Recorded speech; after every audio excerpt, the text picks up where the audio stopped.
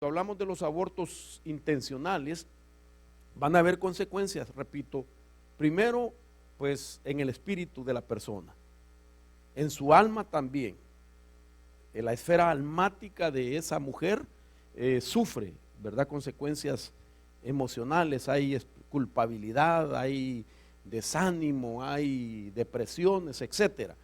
Y además en lo espiritual, de parte del reino de las tinieblas, hay un vengador de la sangre, que es el que vamos a estar explicando también en el transcurso de este tema. Cuando hablamos de abortos no intencionales, también hay consecuencias, en el sentido de que aquella mujer que anhelaba ser madre y que pierde esa criatura, pues pasan días, ¿verdad?, en que sufre de alguna manera de forma en tristeza, deprimida también. Y entonces, para este segundo caso no hay vengador de la sangre, no hay una potestad del reino de las tinieblas que venga a tratar de perseguir porque se derramó sangre de una vida. Además de eso, soy consciente, hermano, de que hay gente que sobrevivió a los intentos de aborto. Y entonces también es importante que expliquemos cómo vive una persona que sobrevive al aborto y que quizás en el futuro, ya cuando es mayor, le cuentan, cuando le cuentan, entonces concluye que todas aquellas emociones y sentimientos y situaciones almáticas que experimentó en el transcurso de su vida se deben a eso. Porque sin lugar a duda una persona también sufre consecuencias, la persona que ha sobrevivido al intento de aborto sufre consecuencias. Entonces el tema en sí, hermano, yo sé que el tiempo no me lo va a permitir, posiblemente tengamos que hablar dos partes de este tema para explicar todo eso. Pero quiero entonces explicar los abortos intencionales, los no intencionales, las consecuencias tanto para el uno y para el otro, como para la criatura también. Además que vamos a estar hablando dónde van todas aquellas criaturas que no vieron la luz. Porque destruyen su cuerpo. Pero ¿dónde va el espíritu y el alma? ¿Qué pasó con ellos? Porque tenían un propósito en Dios. Si estas vidas simplemente dejaron de existir en lo terrenal y ya no se seguirá desarrollando pues el propósito de ellos, es decir, en el sentido de que si se quedaron hasta a esa etapa de existencia siendo pequeñitos, sin crecer, sin desarrollarse. Entonces vamos a explicar esto. Ahora, el aborto tiene muchos argumentos el día de hoy. Ya expliqué consecuencias y vamos a hablar también de la verdad, es decir, qué es lo que la Biblia dice de eso. Entonces, en parte vamos a estar tocando la parte legal del aborto, la parte científica, qué dice la ciencia, qué dice la medicina respecto al aborto. Vamos a hablar qué dicen las escrituras del aborto. Vamos a explicar lo espiritual, eso le decía, las consecuencias espirituales y la razón por qué el vengador de la sangre ataca. Y vamos a hablar lo almático, la batalla psicológica. Entonces es un tema, hermano, muy, pero muy importante. Yo creo que estos temas es de prestarle mucha atención. Yo quiero asegurar que la grabación quede bien, de video, de audio, y que incluso las partes que estamos poniendo en la presentación puedan ser captadas originalmente para que la gente que quiera verlo en el futuro pues pueda tener, ¿verdad?, un material bien elaborado. Quiero ir a un pasaje de la Biblia en Éxodo capítulo 23, uno de ellos que habla del aborto. Éxodo 23, 25, para que usted y yo podamos comprender que la promesa que Dios dio era a su pueblo, que en medio de su pueblo no iban a haber mujeres que abortaran. Esa es una promesa que deja ver el favor de Dios y a la misma vez es una bendición. O sea, y a la misma vez es el anhelo de Dios de que no haya mujer que aborte. Entonces dice el versículo 25, adora al Señor tu Dios y Él bendecirá tu pan y tu agua. Yo alejaré de ti la enfermedad y haré que no mueras antes de tiempo. Mire qué interesante esta última parte. no habrá en tu país ninguna mujer que aborte o que sea estéril. Esa era el favor de Dios, era la promesa de Dios, es ser bendecido con esa promesa de que no haya mujer que aborte. Yo sé que con este texto se van a abrir un montón de preguntas acerca de, por ejemplo, cuando una hija de Dios, una cristiana, sí experimenta un aborto. Entonces, la pregunta es ¿por qué, hermano? ¿Verdad? Vamos a tratar de explicar también eso. Porque haciendo como un tipo de estadística dentro de la iglesia del Señor, ya sea gente que intencional, gente que por accidente, y gente que ha sobrevivido al aborto, en esas tres posiciones que he mencionado, hay por lo menos un 20% de creyentes dentro de la iglesia, no necesariamente de la congregación nuestra, sino dentro de la iglesia, un 20% de gente que está batallando con esta situación, que no sabe si hay perdón al que abortó, si no sabe por qué abortó el Hijo de Dios, y aquel que sobrevivió al aborto siendo atacado o siendo, hermano, atormentado el día de hoy por espíritus que vienen a atormentarlos, como el rechazo, la soledad, la depresión, etcétera. Entonces es una serie de cosas espirituales que están sucediendo y que la iglesia realmente en gran parte desconoce mucho qué hacer y desconoce mucho de este tema. Entonces este tema nos va a ayudar a entender todo esto. Ahora, para entender el aborto es necesario que nosotros vayamos a las definiciones que se manejan bíblicamente primero y de ahí de algunas fuentes, ¿verdad? Algunas organizaciones que manejan su criterio y conceptos respecto a lo que son el aborto. En primer lugar, según la Biblia, del pasaje que leíamos, la palabra aborto se menciona bajo la raíz hebrea chacol. Y esta palabra significa aborto espontáneo, sufrir aborto, pero también quiere decir destruir, matar, privar y quitar. Entonces en Dios el aborto es matar. En Dios el aborto es destruir algo que tenía un plan de Dios a desarrollarse. Entonces también existe el concepto o la definición de lo que es la Real Academia Española. Ellos dicen, según la palabra aborto, que se puede definir como la interrupción del embarazo por causas naturales o deliberadamente provocadas. Eso dice el diccionario, que es la interrupción, oiga esto, del embarazo por causas naturales o deliberadamente provocadas. La Organización Mundial de la Salud acerca del aborto dice que es la expulsión o la extracción del vientre de un embrión o feto de menos de 500 gramos de peso, aproximadamente 1 libra, que se alcanza a las 22 semanas. Según la Organización Mundial de la Salud, el aborto es eso. Da hasta pesos en gramos y en libra también. ¿Hasta cuándo dice que es considerado un aborto? Hasta que ha alcanzado 22 semanas.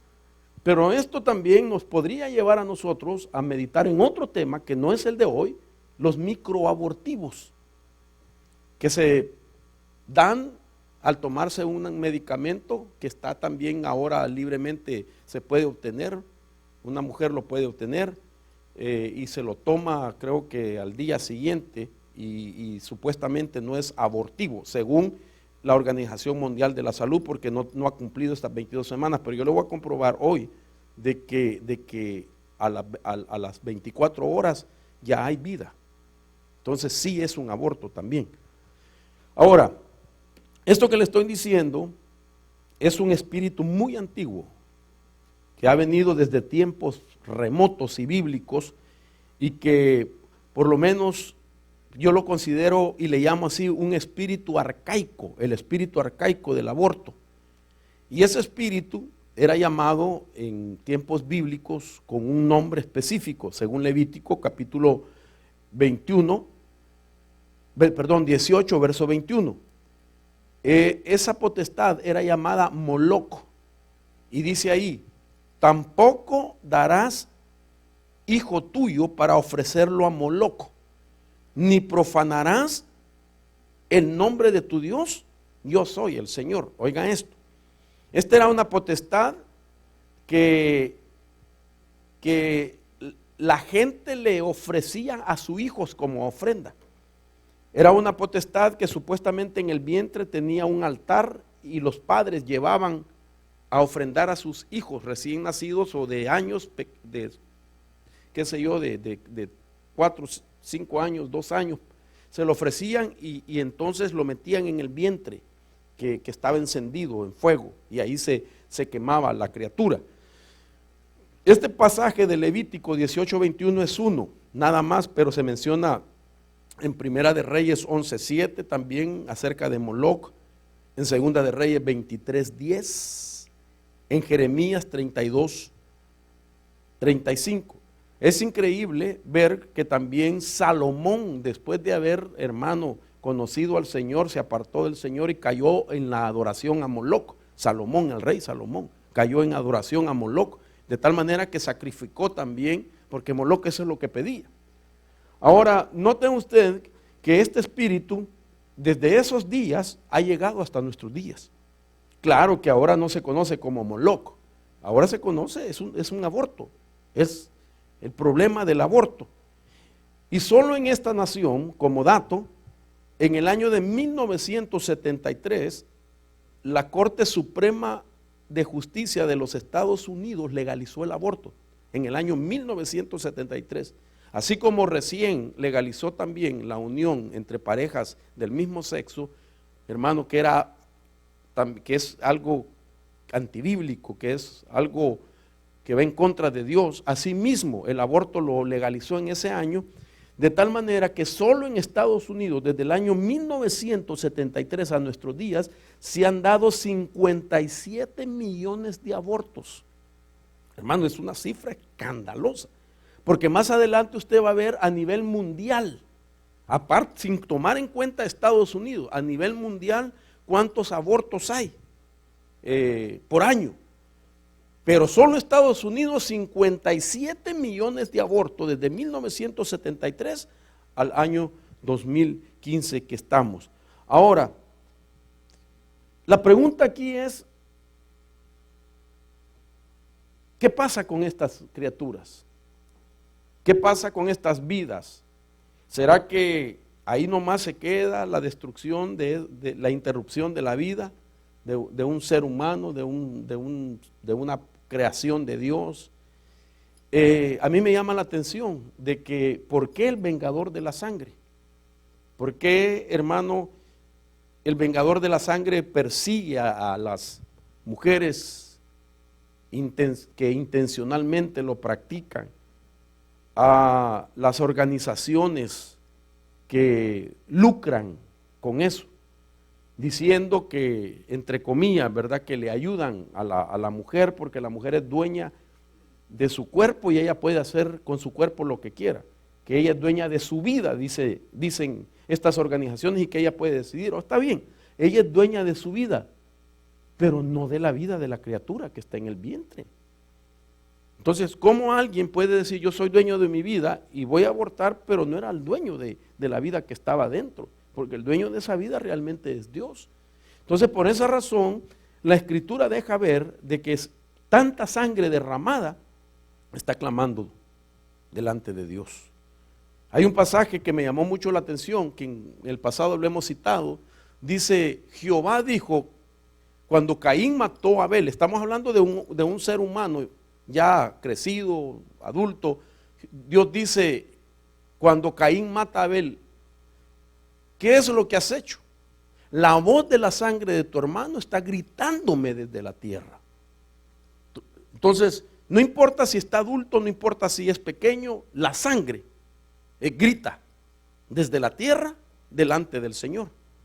Pero fíjese qué interesante cuando leemos la versión en inglés, la versión King James, de ese mismo pasaje.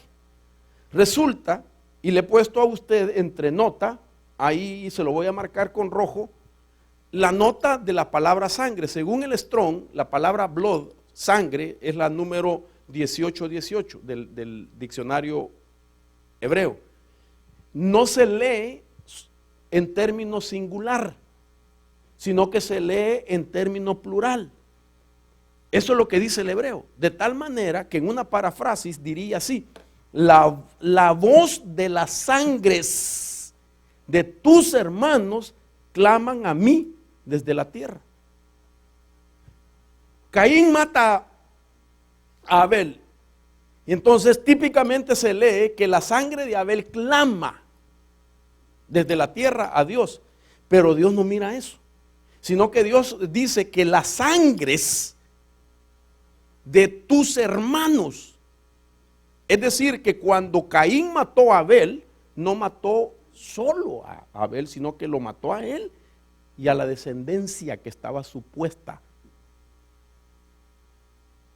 él a engendrar. O sea que matando a Abel mató toda la simiente de Abel, y entonces eso es lo que dice el hebreo. Entonces cuando se mata una vida, en el aborto se está matando toda la descendencia a la vez que vendría de esa criatura. Interesante todo esto. Ahora, ¿dónde van? Porque Dios está diciendo: la sangre de tus hermanos claman a mí desde la tierra. La sangre. Y esto es un ejemplo, aunque repito, es adulto, Abel. Sin embargo, eso es un principio bíblico, porque la criatura que está en el vientre tiene sangre también. Entonces, ¿será que se murió? El cuerpo se vuelve al polvo y ahí se quedó todo. Pues fíjense que hay un pasaje que lo vamos a explicar en el próximo tema, es que hay un lugar donde continúan creciendo las criaturas que fueron abortadas. Job 3:16 dice, por ejemplo, menciona la palabra aborto y dice: o ni hubiera existido como aborto secreto, o como los niños que no vieron la luz. Interesante, aborto secreto, dice la versión Nácar Colunga, porque no cabe duda que hay gente que toma decisiones y lo hace ocultamente, porque en su conciencia sabe que no es aprobado lo que hace. Por eso la persona que aborta intencionalmente, ocultamente lo hace. No le dicen, cuando mucho, no le dice a sus padres, no le dice a un buen hermano, a algún buen amigo, toma la decisión por sí mismo y aborta, lo hace oculto. Nadie dice: hermanos, mañana voy a ir a abortar. Nadie dice eso. Ni un hijo le dice a sus papás: ya regreso, voy a ir a abortar. Ni a sus amigos, lo hace secretamente, lo hace ocultamente. ¿Por qué? Y mire, hermano, esto es interesante, porque a pesar de que está legalizado, nadie lo hace abiertamente, porque dentro de sí, su propia conciencia, su propia naturaleza, ese instinto de progenitor que Dios ha puesto en el ser humano, hermano, no le aprueba lo que va a hacer. Entonces siempre lo va a hacer ocultamente, aunque esté legalizado el aborto. ¿Me he dado a entender? Aunque la ley diga sí lo puedes hacer, lo hace en secreto, porque su naturaleza de progenitor, su conciencia le dice: no lo tienes que hacer. ¿Por qué? Porque todo hombre y mujer trae el diseño de Dios para multiplicarse. Fue Dios el que lo puso. Ahora, interesante que cuando en el contexto de lo que Job está hablando acerca del aborto, saltando el versículo 19, dice: ahí están los pequeños. ¿Dónde están? O sea que si él está hablando, ahí están los pequeños, es que hay un lugar. Ahí están los pequeños y los grandes. ¿Quiénes son esos grandes? Los que fueron abortados de pequeños y siguieron creciendo. Ahí están los pequeños, entraron pequeños. ¿Me di a entender? Entraron pequeños, pero siguieron desarrollándose. Entonces dice: ahí están los grandes. Y el esclavo es libre de su señor. Quiere decir incluso que habían hijos que venían para ser esclavos. ¿Me entiende? Venían para ser esclavos de un señor. Mire que la palabra señor aquí es con S minúscula. Entonces iban a ser esclavos. Aquí yo puedo decir que entonces esta es la razón por qué mucha gente siendo creyente, pierde a sus hijos accidentalmente en un aborto no deseado, no intencional, y se pregunta, pero ¿por qué si yo que esperaba a mi criatura? Y posiblemente era porque venía para ser esclavo y Dios no quería. ¿Me di a entender? No es que venía para ser esclavo, sino que su vida iba a sufrir algún tipo de incidente donde lo iban a esclavizar, alguien lo iba a esclavizar. Entonces Dios, para que no fuera esclavo, mejor no permitió que naciera. Es un texto bien profundo este texto. Yo tengo base para explicar esto. Yo sé que me están viendo algunos raros, mejor se lo voy a explicar. Déjeme ver si lo tengo por aquí. Y luego me regreso. Me encontré un texto que me llamó mucho la atención. Yo dije, Dios mío, bendito, ahora tengo cómo explicarle a la gente. Por ejemplo, de este texto, quiero explicarlo con esto. Mire este pasaje, yo no sé si usted lo ha leído alguna vez, yo lo había leído muchas veces, pero de noche. Y cuando lo leía ahorita, yo dije, Dios mío, Primera de Reyes 14:12, Dios manda a un profeta que le hable a este rey y le dice así: y tú, levántate, vete a tu casa, cuando tus pies entren en la ciudad, el niño morirá. Y todo Israel hará duelo por él, y lo sepultarán. Pues solo de la familia de Jeroboam irá a la sepultura, porque de la casa de Jeroboam solo en él fue hallado algo bueno hacia el Señor Dios de Israel. Déjeme explicarle este pasaje.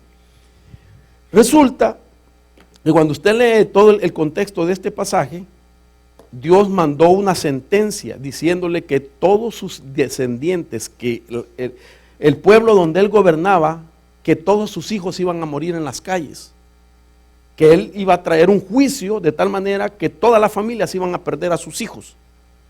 Y entonces la esposa de Jeroboam estaba embarazada. Y me llama la atención que Dios, que es soberano, además que había dicho, no habrá en tu pueblo gente que aborte, hizo que esa mujer abortara. ¿Sabe por qué? Porque Dios no iba a permitir que un tata malvado criara a un niño que Dios había hallado algo bueno desde el vientre. No sé si me comprendió lo que dije. Ay, hermano, esto es bombazo. Porque entonces Dios como que dijo, mira, todos los de tu casa son malos. A Jeroboam le dijo, tú eres malo, Jeroboam, y aún tu mujer es mala. Pero esa criatura que está en el vientre, yo he hallado algo bueno, y mejor voy a hacer que se pierda en un aborto, porque no voy a permitir que un tata malo lo críe. Entonces, le contesto por lo que hablábamos de Job. Entonces, siempre hay una razón cuando es accidental o es intencional. Espero me di a entender, ¿verdad? No lo dejé más confundido que la ciguanaba o la llorona en Nueva York. No, ¿verdad? Va, entonces volvamos al texto. Entonces, hay muchas otras versiones, por ejemplo, que Job toca el asunto del aborto. Por ejemplo, le recomiendo que lea Job 3:11. En ese pasaje de Job 3:11, ahí se deja ver que hay espíritu en la criatura que aborta.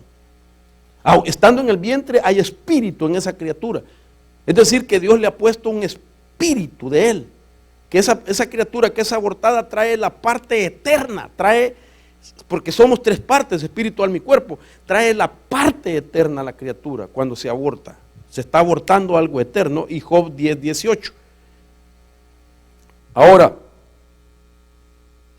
¿qué es lo que se mata entonces cuando se aborta una criatura? Porque según lo que dice la Organización de la Salud Mundial, que hasta que tenga 22 libras se le llama aborto. Y entonces, sin embargo, para ellos sí se puede, es un aborto, se puede abortar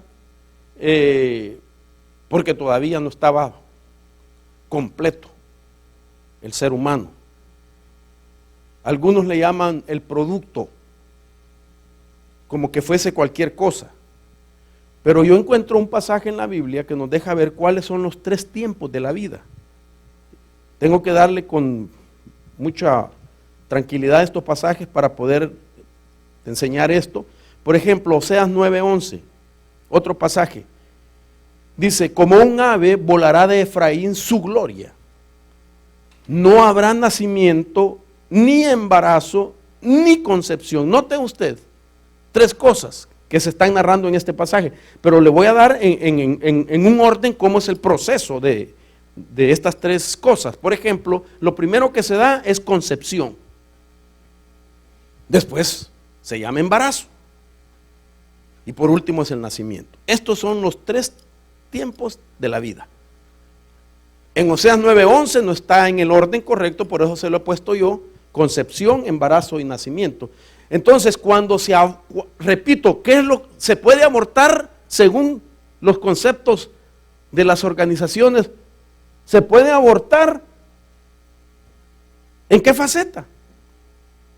¿Y en qué faceta no es vida, según ellos? ¿En qué faceta no es vida? No tiene vida ese ser. ¿En qué faceta? ¿Me ayuda? ¿Ah? Pues eso es lo que creemos nosotros. O sea, esa es la idea que usted tiene. ¿O me está ayudando? No, pregunto. Ah, muy bueno. Vamos a explicar eso. Ok, interesante. Entonces, según mi hermana, lo que ha oído, si se aborta en esta faceta, no hay problema, porque apenas está empezando. Pero el embarazo, entonces, después de 22 semanas, dice, es considerado aborto porque ya está. Pero de 22 semanas para atrás, según la organización, no es un aborto. Entonces, eso significa que al no nacer, no está matando a nadie, según la idea. Sin embargo, a nosotros la Biblia nos da a entender, hermano, algo diferente. Que a pesar de que la vida en sí, lo que nosotros llamamos vida, pues es un solo evento, aparentemente. A pesar de que la vida es un solo evento, no es verdad según este pasaje, porque se divide en 3 tiempos importantes. La vida, nosotros decimos la vida como que fuera un solo evento, pero aquí no, aquí Dios se encargó de marcar los 3 tiempos de esa vida, que es concepción, embarazo y nacimiento. Entonces, eso significa, oiga esto, que por no nacer, no tiene vida. No sé si me captó. Es decir, no podemos decir que por no nacer no tiene vida. ¿Sí? No, es que no nació, no hay vida. No, sí tiene vida. El problema es que no lo dejaron nacer, pero sí tenía vida. Entonces, porque la vida, oigan esto, hermana, que me ayudó a predicar, y ustedes también. La vida se produce desde el mismo instante que el espermatozoide del hombre penetra el óvulo de la mujer. Desde el momento que el espermatozoide sale de su fuente, por decirlo así, y penetra el óvulo de la mujer, ya tiene vida. Entonces hay que ver en cuánto tiempo penetra el óvulo de la mujer. Esto es glorioso, hermano. Ok, déjeme ponerle una fotografía para que usted entienda lo que quiere decir. Esos son espermatozoides. Son miles de espermatozoides, pero solo uno entra. Entonces, ahí puse lo que acabo de decir. La vida de un ser humano, si se produce, es decir, no estoy preguntando, la vida del ser humano sí, estoy aceptando. La vida del ser humano sí se produce desde el mismo instante en que el espermatozoide penetra el óvulo y se concreta la fusión o singamia de ambos pronúcleos, espermatozoide y óvulo. Mire qué es lo que pasa cuando se da eso. Al instante en el cual se unen, cuando este espermatozoide entra al óvulo de la mujer, en ese momento 23 cromosomas femeninos más 23 cromosomas masculinos se unen. En el espermatozoide, el hombre pone sus 23 cromosomas, y en el óvulo la mujer pone sus 23, y entonces se hacen uno solo. Entonces, ¿cómo, hermano? No sé si me está captando lo que quiero decir. ¿Cómo es que dicen que no hay vida desde ese momento si se están sumando cromosomas? Desde el momento que el hombre trae la semilla, por decirlo aquí, en sus lomos. Usted sabe, o déjeme decirle, que son miles de espermatozoides que se generan con los latidos del corazón, diariamente. Con los latidos del corazón, el hombre genera miles de espermatozoides. Entonces quiere decir que ya están con vida. Solo falta la otra parte, que son otros 23 cromosomas. Ahora, déjeme ponerle un video. ¿Me ayudas, hijo? Espero que no funcione, en el nombre de Jesús, Padre, para explicarle todo esto, cómo se da. La luz.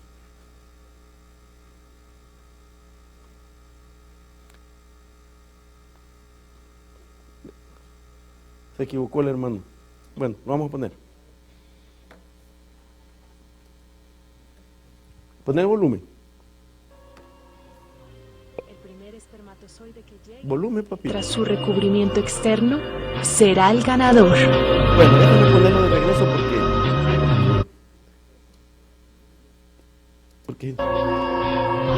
El primer espermatozoide que llega y penetra su recubrimiento externo no.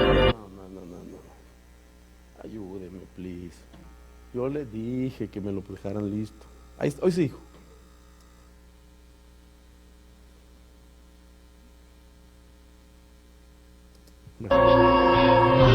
El primer espermatozoide que llega y penetra su recubrimiento externo será el ganador.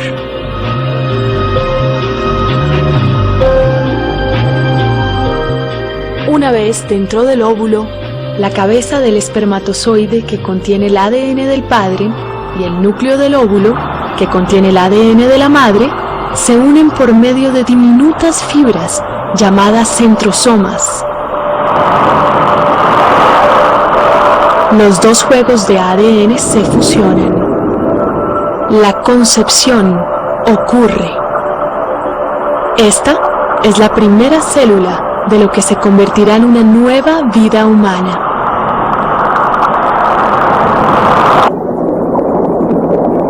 En las primeras pocas horas, el óvulo fertilizado inicia su viaje por las trompas de falopio hacia el útero. Un día después, se divide por primera vez. El día 2 tiene de 2 a 4 células. El día 3, 8 células.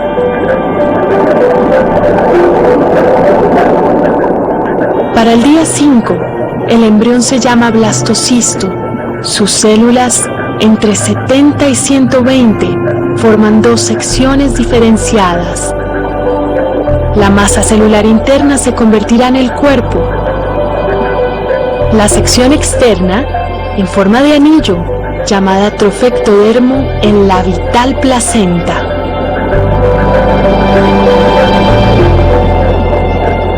Alrededor del día 6, el blastocisto finalmente sale por entre el cascarón del óvulo y se fija al recubrimiento del útero. Comienza a horadar. Aquí permanecerá durante las siguientes... sigamos, no está bien, no deja, porque traigo otro video. Después de eso, media vez ha terminado eso, permanece 39 semanas hasta que nace. Entonces quiere decir de que una cosa tan milimétricamente pequeña tiene todo un esfuerzo de vida para poder llegar al óvulo y fecundarse. Ahora, déjeme enseñarle lo siguiente. Usted vio, uno es el que entra, un espermatozoide. Y usted sabe cuántos espermatozoides son los que se producen para, en ese momento, la carrera de la vida está definida entre 250 millones de espermatozoides y uno entra. 250 millones de espermatozoides son los que pelean la batalla para ver quién entra. Y el que entró, después lo matan. No sé si me está comprendiendo en qué sentido lo estoy diciendo. Quiero que leamos esto. Dejemos la luz así. Mire esto. Los espermatozoides tienen una única misión: fecundar el óvulo. Oiga, esa es la misión del espermatozoide: fecundar el óvulo. La fortaleza, velocidad y capacidad determinará al ganador de esta carrera cuando sale del órgano viril. Quiere decir que quien llega es el que tiene mayor capacidad, el que tiene fortaleza, es el que va a ganar la carrera de la vida. Y llegan a la vagina, la distancia media que debe recorrer desde el punto del desembarco, es decir, cuando de la fuente que lo expulsa, hasta el óvulo es de 18 centímetros. La carrera de la vida mide, es de 18 centímetros. Hagan con su mano 18 centímetros. Levante la mano. Mire, 18 centímetros, así más o menos, hermano. Esa es la carrera de la vida. Sin embargo, me llama la atención esto. Sin embargo, teniendo en cuenta que la velocidad del desplazamiento de un espermatozoide sano es de 35 micras por segundo. Una micra representa la milésima parte de un milímetro. La carrera es realmente larga, ya que cada centímetro tiene 10.000 micras y en el camino de un espermatozoide se deben de recorrer unos 180.000 micras. Hermano, es impresionante. Solo enciende la luz un ratito y ya después la apagamos. Es decir, que aunque se mira que es una velocidad que llevan, la carrera, como es en micra, va así. Míreme en la mano, por favor. No estoy temblando como viejito, ¿verdad? Pero así, ¿ve? O sea, va a una gran velocidad, pero es en medida de micras por segundo. Y solo son 18 centímetros, que aparentemente no es nada. Pero como son microscópicos, es todo un recorrido de la vida. Ahora bien, apaguen la luz. Puro mi abuelito yo. Mire este video. El siguiente video es la idea de lo que sucede cuando corre el espermatozoide, pero lo elaboraron, hermano, en ¿cómo decirle? En tamaño humano. Lo que es la carrera producida a escala humana, mejor dicho. Lo que es milésimo y los 18 centímetros, este video lo hicieron a escala humana para entender cómo es el recorrido. Hermano, qué impresionante es la vida. Ahora usted va a entender que desde que salió de la fuente, usted peleó batalla para poder nacer. Y mire esto, pues.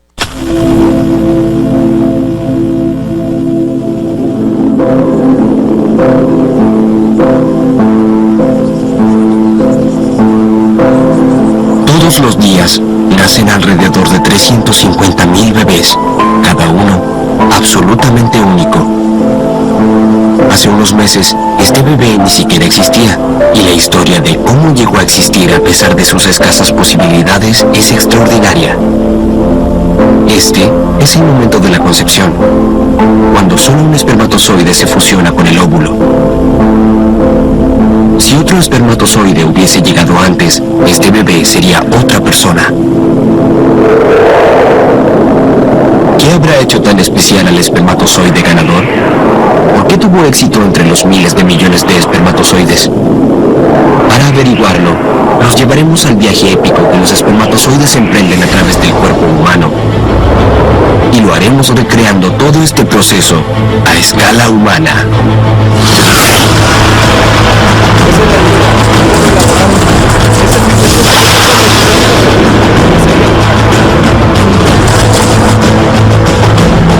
Por primera vez podremos apreciar el extraordinario viaje que enfrentan los espermatozoides para llegar al óvulo. Es una de las historias más espectaculares de la naturaleza y es la razón por la que usted existe. Los espermatozoides enfrentarán a la muerte en cada paso. No hay regreso. Nadie se rinde. Y solo habrá un ganador.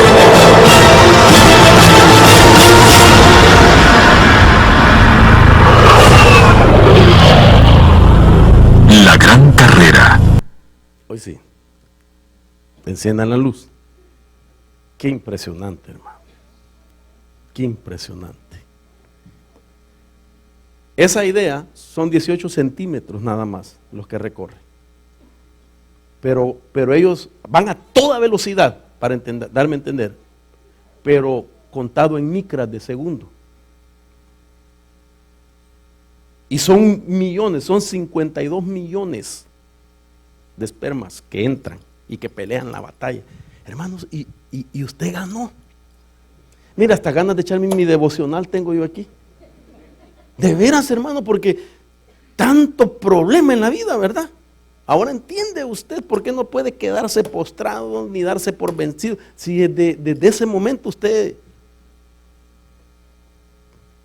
peleó batallas. Solo piense usted, tóquese así, hágale así, yo. Ok. Si usted no hubiera ganado, fuera otro el que estuviera aquí. Dulitas, no, si no hubiera ganado la carrera. Mi muchachito. Dios eterno. ¿Quién sería que estuviera sentado? Pero usted ganó.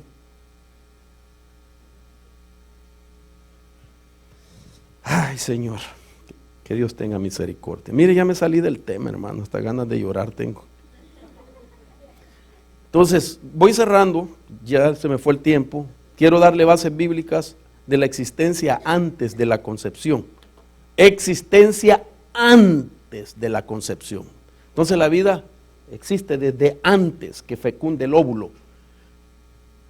Base bíblica: Jeremías capítulo 1:5, Efesios 1:4, Hebreos 10:5, Gálatas 1:15, Eclesiastés 11:5 y Génesis 2:7. Ahí están las bases. Estos pasajes nos dejan ver de que la existencia es desde antes, de la concepción. O sea, antes de la concepción, antes de esa carrera que vimos, ya existe vida. Y genéticamente nuestro ADN ya existía en los lomos de nuestros padres, de tal manera que en Hebreos 7:9 al 10 leemos que Leví, siendo nieto de Abraham, aún no había nacido, y Dios le tomó en cuenta el diezmo a Leví cuando Abraham diezmó a Melquisedec. No había ni nacido. Faltaban un montón de generaciones. Abraham tuvo que engendrar para que naciera Leví. Abraham le dio los diezmos a Melquisedec y se los contó a Leví. Pero para llegar a Leví, primero Abraham tuvo que engendrar a Isaac, Isaac a Jacob, Jacob a Rubén, luego a Simeón y después a Leví. 5 personas, 5 generaciones. En años, ¿cuántos tiempos habrá sido? Dependiendo, ¿verdad? Qué tan cerca se engendró uno de otro, pero una generación en número son 40 años, son 80 años, si lo vamos sumando más. No habían nacido. Y si le sumo en qué tiempo le diezmó a Abraham, a Melquisedec, y ya se lo estaba tomando en cuenta Dios. Entonces existe desde antes. Dios nos observa aun cuando estamos siendo formados en el vientre, en la etapa de embrión o de feto, según el Salmo 139, 16. Entonces aquí voy finalizando. Si la concepción es el proceso de formación genética que permite la nueva vida y esta ocurre en un lapso de 6 a 12 horas posteriormente a la relación íntima. Oiga, se tuvo la intimidad y pasaron 6 a 12 horas. Aquí ya hay vida.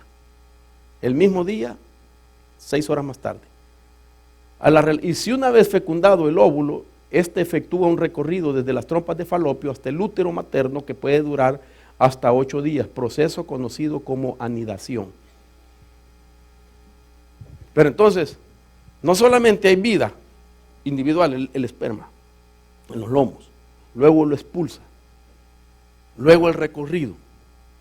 En 6 horas, número de hombre, ya hay vida. Entonces quiere decir que aún a las 12 horas, que alguien después de 12 horas toma un microabortivo, es abortivo. Finalmente podemos decir que desde la fecundación hay vida, por lo tanto los abortos y los microabortivos se constituyen instrumentos de muerte también. Amén y amén. Se me fue el tiempo. Y ni siquiera vamos por la mitad. Pero yo creo que este tema nos va a ayudar a comprender mucho la importancia de la vida, la importancia de saber por qué estas leyes van en contra de la voluntad de Dios, la esperanza para padres que perdieron sin intención sus hijos, vamos a explicarlo, pero también para ayudar a aquellos que intencionalmente lo hicieron, ayudarlos, si se han arrepentido. Amén. Póngase de pie, vamos a orar.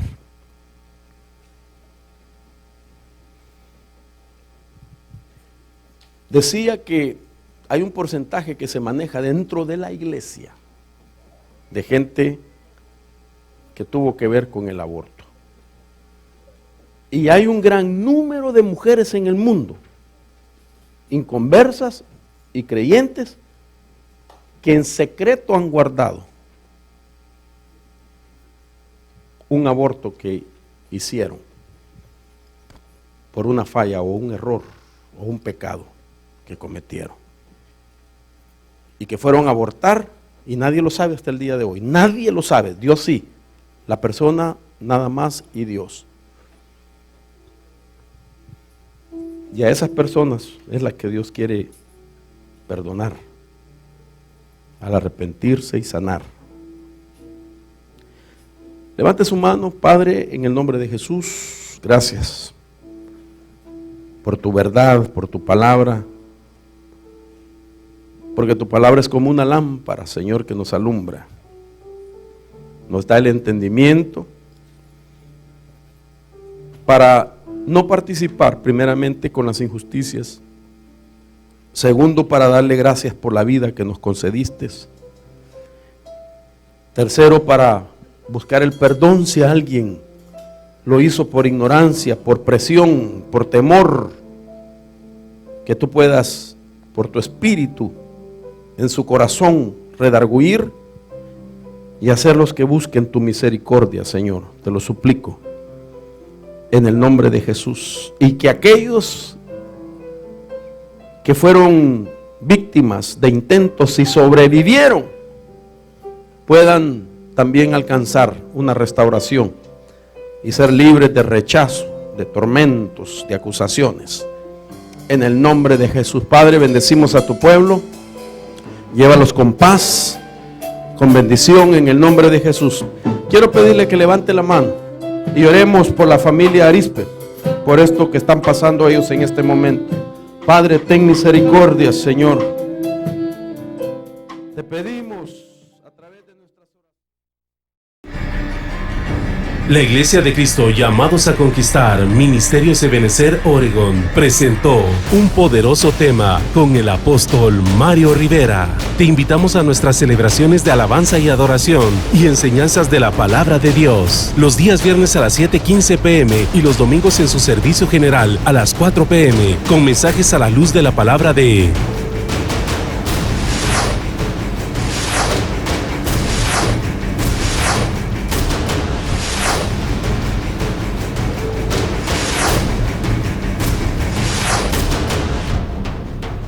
Te esperamos en el 14986 Northwest Corner Road, Portland, Oregon 97229. Para más información, llámanos al 503-270-8726 o 503-997-2409. Visita también nuestra página web llamadosaconquistar.org. Te invitamos a ser parte de nuestra familia Ebenecer, junto con los pastores Mario y Luz Rivera y la congregación de Iglesia Llamados a Conquistar.